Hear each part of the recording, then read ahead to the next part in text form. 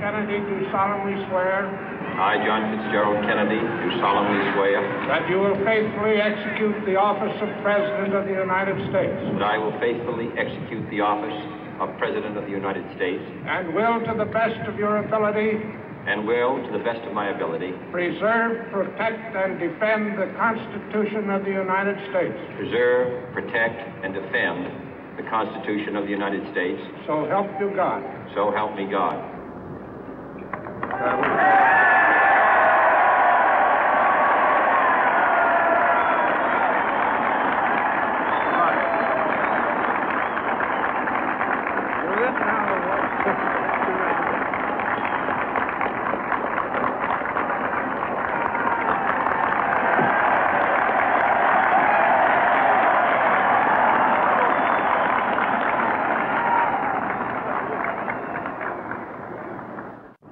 Vice President Johnson, Mr. Speaker, Mr. Chief Justice, President Eisenhower, Vice President Nixon, President Truman, Reverend clergy, fellow citizens. We observe today not a victory of party, but a celebration of freedom, symbolizing an end as well as a beginning, signifying renewal as well as change. For I have sworn before you and Almighty God the same solemn oath our forebears prescribed nearly a century and 3/4 ago. The world is very different now, for man holds in his mortal hands the power to abolish all forms of human poverty and all forms of human life. And yet the same revolutionary beliefs for which our forebears fought are still at issue around the globe. The belief that the rights of man come not from the generosity of the state, but from the hand of God. We dare not forget today that we are the heirs of that first revolution. Let the word go forth from this time and place to friend and foe alike that the torch has been passed to a new generation of Americans born in this century, tempered by war, disciplined by a hard and bitter peace, proud of our ancient heritage, and unwilling to witness or permit the slow undoing of those human rights to which this nation has always been committed and to which we are committed today at home and around the world.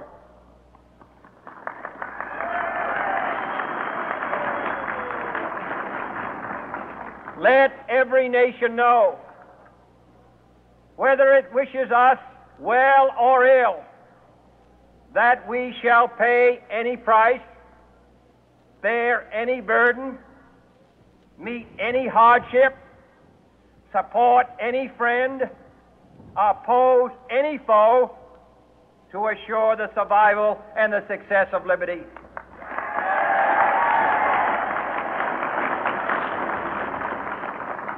This much we pledge and more.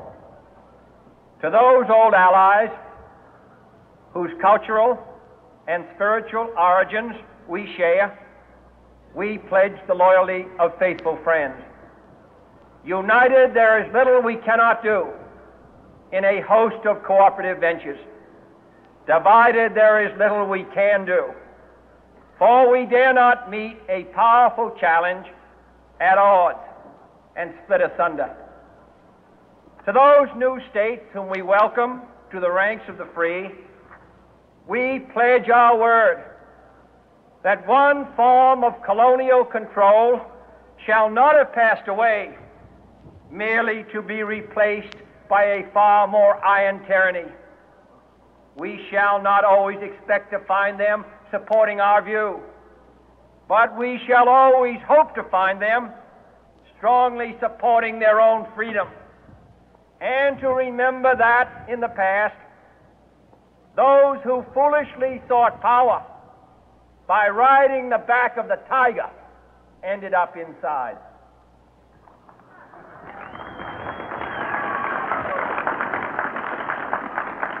To those people in the huts and villages of half the globe struggling to break the bonds of mass misery, we pledge our best efforts to help them help themselves for whatever period is required, not because the communists may be doing it, not because we seek their votes, but because it is right. If a free society cannot help the many who are poor, it cannot save the few who are rich.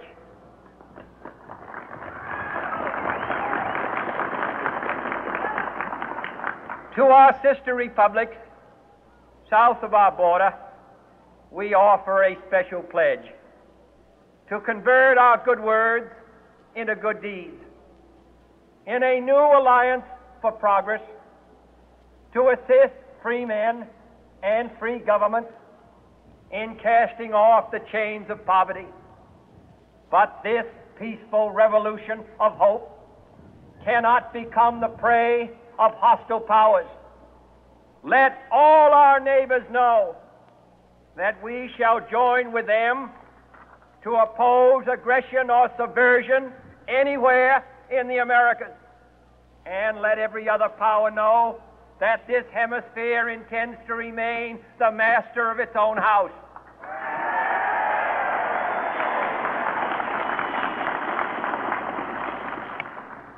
To that World Assembly of Sovereign States, the United Nations, our last best hope, in an age where the instruments of war have far outpaced the instruments of peace, we renew our pledge of support to prevent it from becoming merely a forum for invective, to strengthen its shield of the new and the weak, and to enlarge the area in which its writ may run.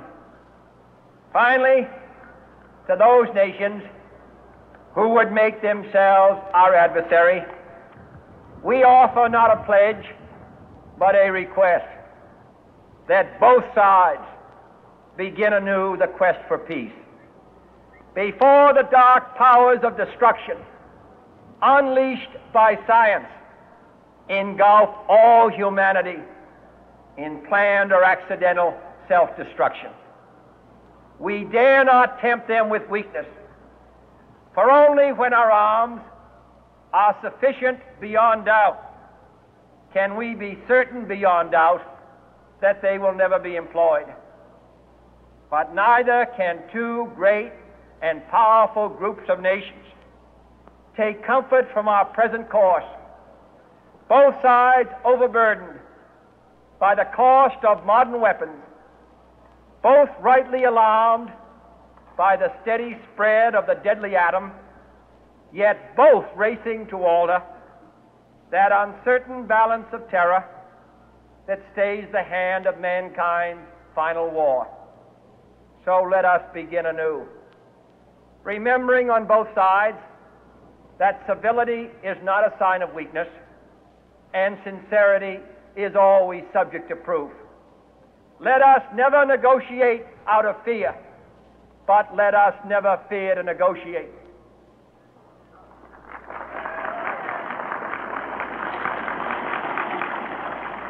Let both sides explore what problems unite us, instead of belaboring those problems which divide us.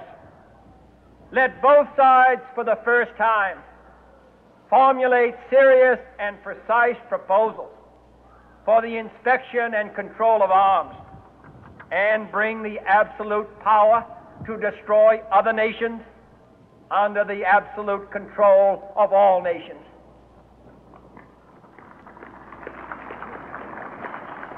Let both sides seek to invoke the wonders of science instead of its terrors.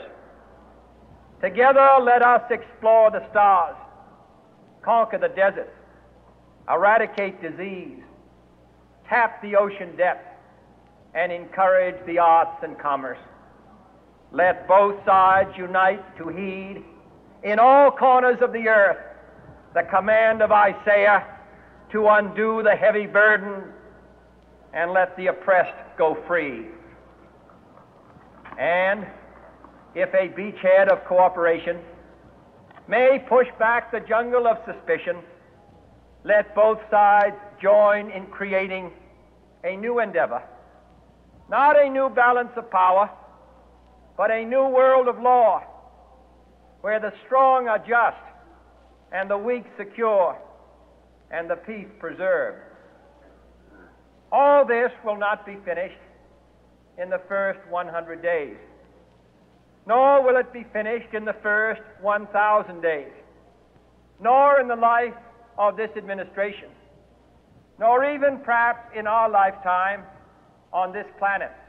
But let us begin.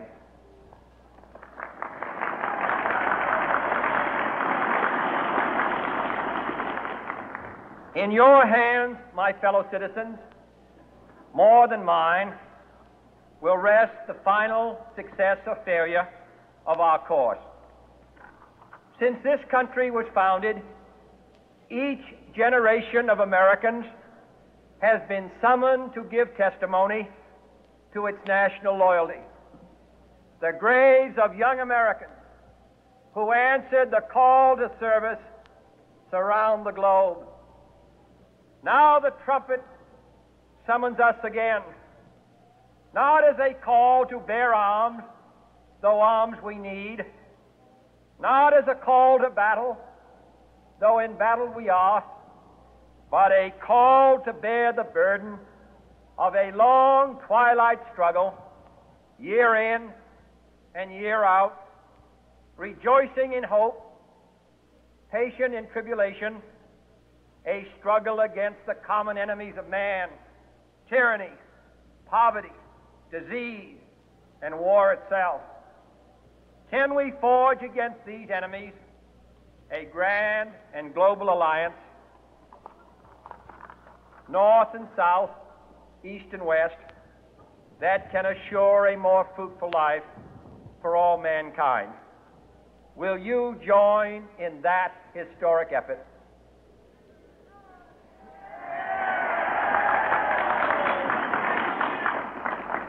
In the long history of the world, only a few generations have been granted the role of defending freedom in its hour of maximum danger. I do not shrink from this responsibility. I welcome it.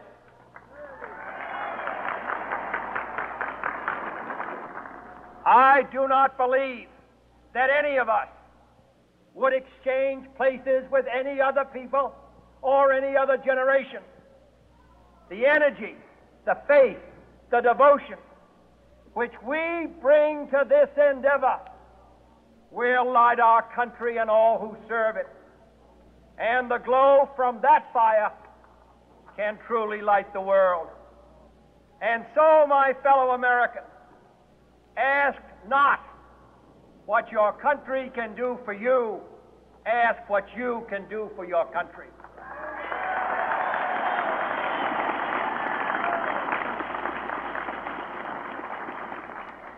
My fellow citizens of the world, ask not what America will do for you, but what together we can do for the freedom of man.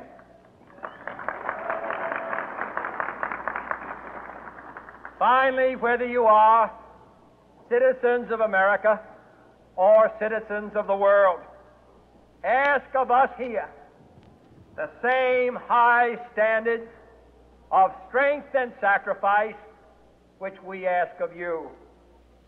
With a good conscience, our only sure reward, with history the final judge of our deeds, let us go forth to lead the land we love, asking His blessing and His help, but knowing that here on earth God's work must truly be our own.